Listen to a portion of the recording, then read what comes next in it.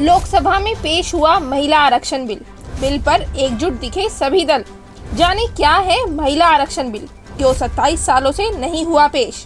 देश के नए संसद भवन में बुलाए गए विशेष सत्र में बीते तकरीबन 27 सालों से अधर में लटका महिला आरक्षण बिल आखिरकार पेश हो ही गया। बता दें, इस बिल को नारी शक्ति वंदन अधिनियम नाम दिया गया है और इसे कई मायनों में ऐतिहासिक बड़ा कदम बताया जा रहा है, जिसके लागू हो जाने पर देश की विधानसभाओं से लेकर देश की संसद तक सदस्यों की संख्या में महिलाओं और पुरुषों के अनुपात में बड़ा बदलाव आ जाएगा। इसी को देखते हुए आज हम अपनी इस स्पेशल रिपोर्ट में इस बिल से जुड़े हर एक महत्वपूर्ण पहलुओं के बारे में चर्चा करेंगे कि क्यों खास है ये बिल और इससे सरकारों से लेकर आम जनता तक को क्या फायदा मिलेगा। सबसे पहले बात कर लेते हैं क्या है महिला आरक्षण बिल। केंद्रीय कानून मंत्री अर्जुन राम मेघवाल ने लोकसभा में मंगलवार को महिला आरक्षण बिल पेश किया। इस विधेयक के कानून में बदलने के बाद सदन में महिलाओं की 33% अनिवार्यता हो जाएगी। महिला आरक्षण बिल, इस बिल में लोकसभा में महिलाओं के लिए 33% सीटें आरक्षित की गई है।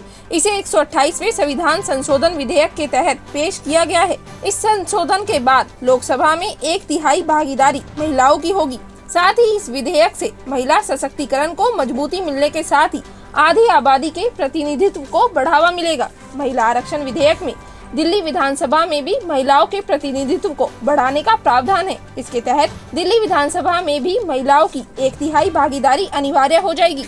इससे राष्ट्र राजधानी में महिलाओं को सक्रिय राजनीति में आगे बढ़ने में गति मिलेगी। इस कानून के बाद लोकसभा में कम से कम 181 महिला सांसद चुनकर आएंगी। फिलहाल सदन में महिला सदस्यों की संख्या 82 है। आपको बता दें, लोकसभा और दिल्ली विधानसभा की तर्ज पर ही देश के सभी राज्यों के विधानसभाओं में भी ये बदलाव लागू होगा। जैसे लोकसभा में महिलाओं के लिए 33% सीटें आरक्षित हो जाएंगी, ठीक उसी तरह से सभी राज्यों के विधानसभाओं में महिलाओं की 33% सीटें अनिवार्य हो जाएगी। 33% कोटे में 1/3 सीटों पर अनुसूचित जाति, अनुसूचित जनजाति की महिलाओं के आरक्षण की भी बात कही गई है। चलिए अब जान लेते हैं कि ये आरक्षण कब तक प्रभावी रहेगा।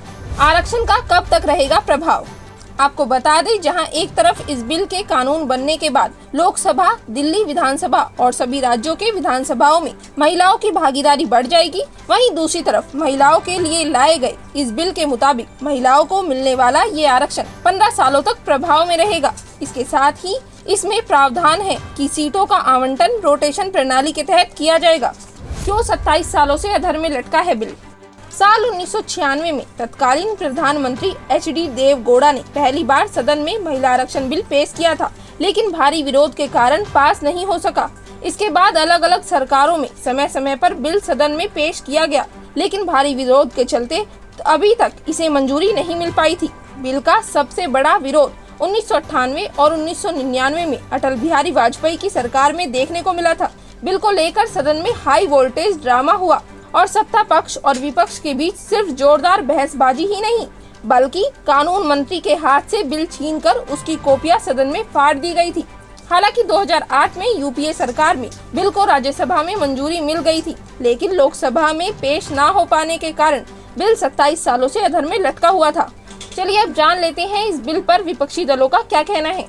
महिला आरक्षण बिल पर संसद में फिर कांग्रेस बीजेपी आमने सामने।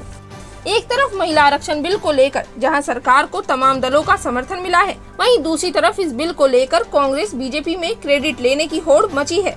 इस बिल के पेश होने के बाद CPP चेयरपर्सन सोनिया गांधी ने कहा, ये बिल अपना है। मैडम, महिला आरक्षण बिल आ रहा है संसद में, ऐसा कहा जा रहा है। आप मैडम आपकी मांग थी मैडम, महिला आरक्षण Women's reservation bill finally is coming. Women's reservation bill अपना है। आपने कई बार लिखा भी था मोदी सरकार ने। सोनिया के इस बयान को खुद कांग्रेस पार्टी ने शेयर करते हुए कैप्शन में लिखा, CPP चेयरपर्सन सोनिया गांधी जी संसद पहुंची। महिला आरक्षण बिल के सवाल पर उन्होंने कहा, ये अपना है। साल 2010 में यूपीए की चेयरपर्सन रहते हुए उन्होंने महिला आरक्षण बिल को राज्यसभा में पेश कराया था। इसके बाद से वो लगातार इस प्रयास में लगी रही कि ये बिल पास हो जाए। इतना ही नहीं, आज खुद सदन में बोलते हुए सोनिया गांधी ने पूर्व प्रधानमंत्री राजीव गांधी को महिला आरक्षण बिल लाने का श्रेय दिया। उन्होंने कहा, पहली बार स्थानीय निकाय चुनाव में महिलाओं का प्रतिनिधित्व तय करने के लिए संवैधानिक संशोधन मेरे जीवन साथी राजीव गांधी द्वारा लाया गया था। क्या कुछ कहा उन्होंने, आपको सुनाते हैं। अध्यक्ष महोदय, खुद मेरी जिंदगी का यह बहुत मार्मिक क्षण है। पहली दफा स्थानीय निकायों में स्त्री की भागीदारी तय करने वाला संविधान संशोधन मेरे जीवन साथी राजीव गांधी जी ही लाए थे। उन्होंने लाए थे जो राज्यसभा में 7 वोटों से गिर गया था। बाद में प्रधानमंत्री पीवी नरसिम्हा राव जी के नेतृत्व में कांग्रेस सरकार ने ही उसे पारित कराया। आज उसी का नतीजा है कि देश भर के स्थानीय निकायों के जरिए हमारे पास 15 लाख चुनी हुई महिला नेता है। राजीव गांधी जी का सपना अभी तक आधा ही पूरा हुआ है।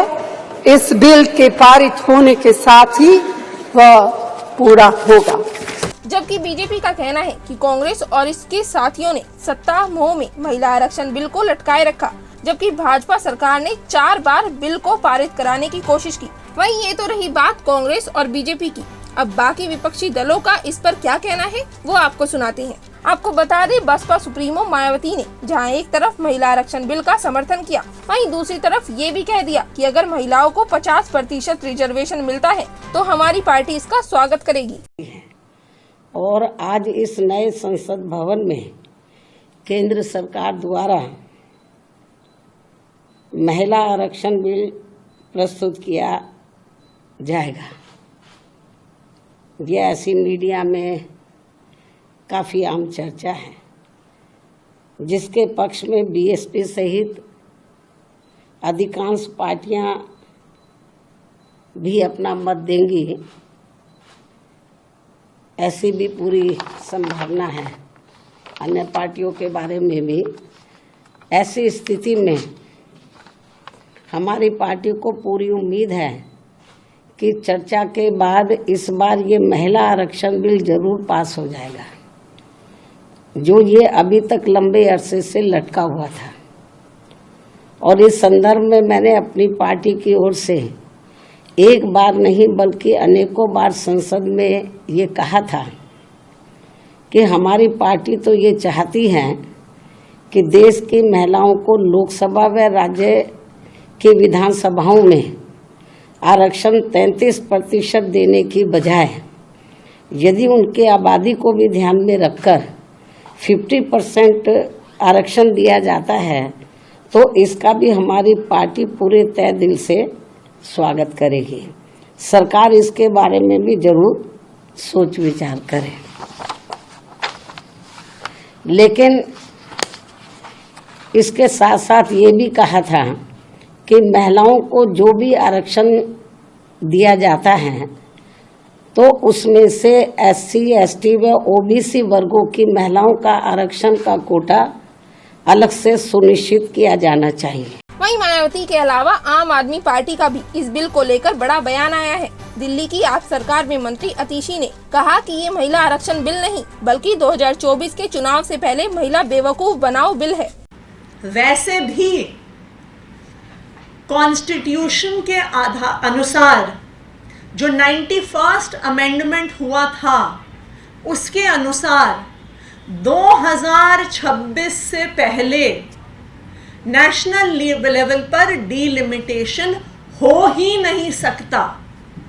इसका मतलब कि जिस महिला आरक्षण बिल का इतना ढिंढोरा पीटा जा रहा है उसका जल्द से जल्द इम्प्लीमेंटेशन अगर होगा तो 2027 या 2028 में होगा, ये 2024 में होने वाला नहीं है।